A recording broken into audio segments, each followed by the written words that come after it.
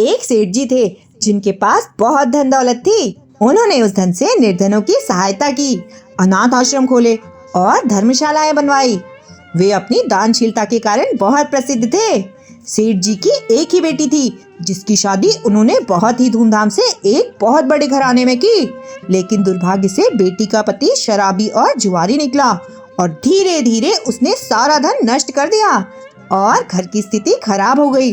बेटी की परेशानी देखकर सेठानी जी रोज सेठ जी से कहती, आप सारी दुनिया की मदद करते हैं पर अपनी बेटी की मदद क्यों नहीं करते? तो सेठ जी शांत स्वर में कहते, भाग्यवान, जब तक बेटी दामाद का भाग्य नहीं जागेगा मैं कुछ भी कर लूं कोई फायदा नहीं होगा, और जब उनका भाग्योदय होगा तो मेरे बिना कुछ किए ही सब ठीक हो जाएगा। फिर भी माँ का मन नहीं माना। वे सोचती रही कि किस तरह बेटी की मदद की जाए। एक दिन जब सेठ जी किसी काम से बाहर गए हुए थे तभी उनके घर दामाद आ पहुँचे।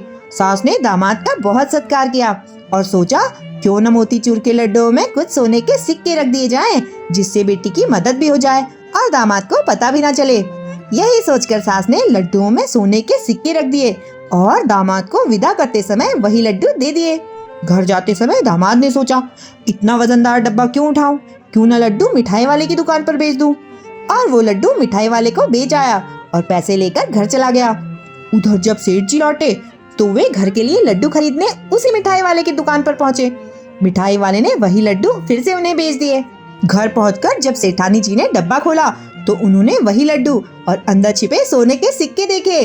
फिर उन्होंने सारी बात सेठ जी को बताई तो सेठ जी मुस्कुरा कर बोले, भाग्यवान, मैंने तो पहले ही कहा था कि अभी उनका भाग्य नहीं जागा है। देखा ना, अशरफिया ना तो दामाद के भाग्य में थी और ना ही मिठाई वाले के भाग्य में।